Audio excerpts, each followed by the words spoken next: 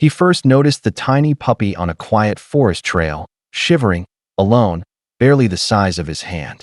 Officer Ryan smiled gently, thinking the pup was just lost. But when he walked away, something strange happened.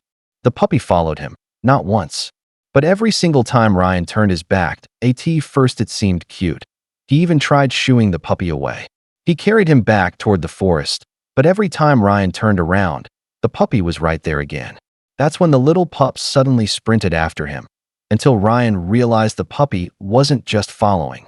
He was begging, crying, trying desperately to communicate something. And when the cop finally understood why the puppy chose him, his knees buckled, his eyes filled with tears, and his whole world shifted in an instant before Ryan could react. The pup grabbed his boot with his tiny teeth, whining and pulling, trying desperately to drag him toward the trees. Hikers stopped, confused. Some even laughed. But Ryan felt it instantly. This wasn't play. This was panic. He stepped back. The puppy cried louder. He tried walking away. The puppy chased him, tripping over his own paws, refusing to let him leave. Then Ryan knelt down and whispered, "Show me what you want." The puppy spun around and bolted into the dark woods. Because this wasn't just a lost puppy. It was a life or death message, and Ryan was the only person who could save him. Stay with me. This story will break your heart and heal it at the same time. Before we start, make sure to hit like, share, and subscribe. And really, I'm curious, where are you watching from? Drop your country name in the comments. I love seeing how far our stories travel. Officer Ryan had walked this forest trail 100 times, but that morning felt strangely quiet. No hikers, no cyclists, just the soft crunch of leaves under his boots. Then he saw it, a tiny movement near a patch of bushes. Ryan slowed, squinting. There, in the middle of the path, stood the smallest German Shepherd puppy he had ever seen, barely the size of his hand. Trembling, with ears far too big for its tiny body, when Ryan approached. The puppy tried to bark, but all that came out was a weak, squeaky sound. It wasn't aggressive. It was scared, terrified. Ryan knelt, scanning for tags or a collar, but the puppy had none. "Where's your family, little guy?" He whispered softly. But before he could think further, the puppy took a step toward him. Then another. When Ryan stood and walked a few paces away, the puppy immediately waddled after him, tripping over its own paws. First Ryan chuckled, thinking it was adorable, but the smile quickly faded. The pup wasn't just following him. It was crying, whining, tugging desperately at the cuff of his pants, as if pleading for help. Something was very, very wrong. Ryan tried to do what any reasonable officer would, find a safe spot for the puppy and continue his patrol. He gently picked up the tiny shepherd and placed him near a shaded bench along the trail. "Stay here, buddy. Someone will come looking for you," he assured. But the moment Ryan turned around, he heard frantic little paws scrambling behind him. The puppy bolted after him again, nearly tripping over his own legs. Ryan sighed, carried him back, and this time set him near the ranger station steps. "Okay, now stay." 2 seconds later, tap, tap, tap, tap. The puppy came running again. People nearby began chuckling, watching the bizarre sight of a fully uniformed officer being chased relentlessly by a 1-pound furball. But beneath the cuteness was something deeper. The puppy wasn't playful, he was desperate. His tiny chest rose and fell with panicked breaths. He tugged at Ryan's pant leg, whining sharply, shaking as if terrified to be left alone. Ryan knelt beside him again and noticed something he'd missed earlier. The pup's fur was dirty, matted with dried mud. His nose had a small scratch, and his paws, covered in dust, looked like they had traveled miles. This wasn't a lost puppy. This was a puppy running from something, or towards someone. Ryan exhaled slowly, placing his hands on his hips as the tiny shepherd whimpered at his feet. "All right," he murmured, lowering himself to the puppy's eye level. "If you want me to follow, show me."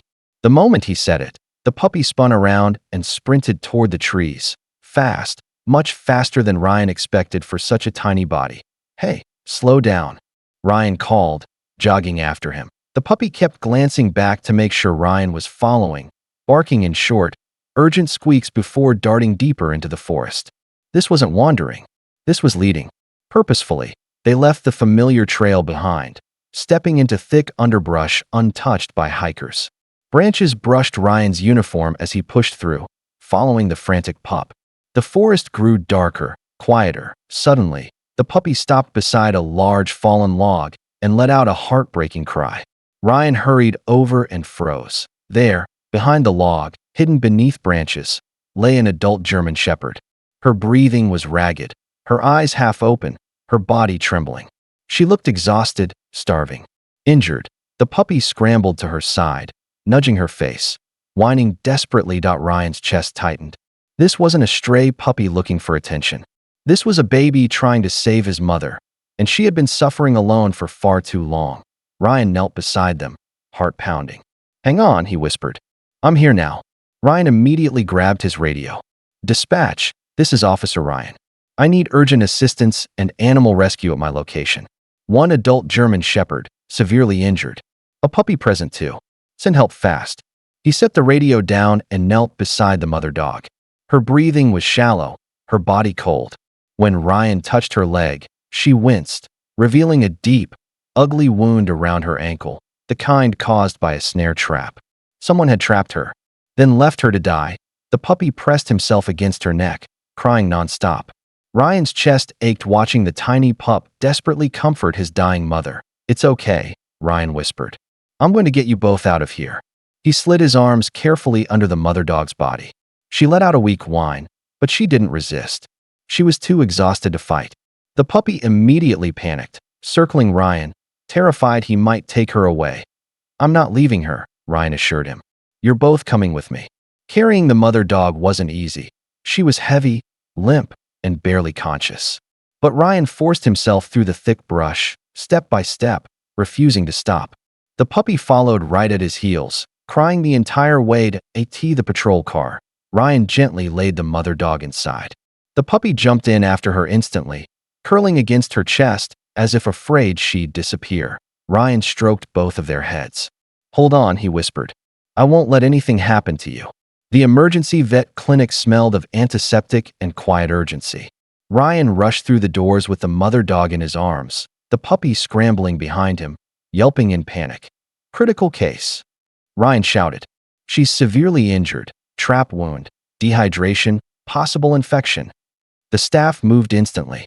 2 technicians lifted the mother dog onto a stretcher while another gently held back the trembling puppy. But the moment the puppy lost sight of his mother, he cried out, a sharp, heartbreaking sound that made everyone in the room pause. Ryan knelt beside him, offering a steady hand. "She's okay, buddy. They're going to help her." Minutes felt like hours. The puppy sat glued to the glass window of the treatment room, tiny paws pressed against it, tail tucked, eyes full of fear. Ryan stayed beside him, feeling every ounce of the little dog's anxiety. Finally, the vet stepped out, holding a medical chart with a grim look. "These dogs, they aren't strays," she said quietly. Ryan looked up sharply. "What do you mean?" "They were abandoned," the vet continued. "Intentionally. The mother was tied up in the woods, likely trapped for days. The puppy must have escaped and searched for help." Ryan's stomach dropped. So the puppy hadn't chosen him by accident. He had been running for miles, searching for someone he could trust. And somehow, he had chosen Ryan. Hours passed before the treatment room door finally opened. The mother dog lay on a soft recovery bed, weak, stitched, and bandaged, but alive. The moment the puppy saw her, he sprinted forward, tiny paws skidding across the floor. He climbed onto her chest, nuzzling her face, crying softly as if apologizing for leaving her even for a moment. Ryan stood in the doorway, and something inside him broke. The sight of that little pup clinging to his mother, after everything they'd endured, hit him harder than anything he'd seen on the job. His throat tightened, and before he could stop himself, tears slipped down his cheeks. The vet gently touched his shoulder. "You know, he followed you because he trusted you. He knew you were a good man." Ryan swallowed hard. "I couldn't leave them. Not now. Not ever." And he didn't. Ryan signed the adoption papers that same night. On the drive home, the mother dog rested peacefully in the back seat, while the puppy curled up in Ryan's lap, finally calm. Finally safe, Ryan stroked his tiny head. "You saved your family," he whispered. "Now let me be yours." The puppy licked his hand, softly, gratefully, as if saying, "Thank you for coming."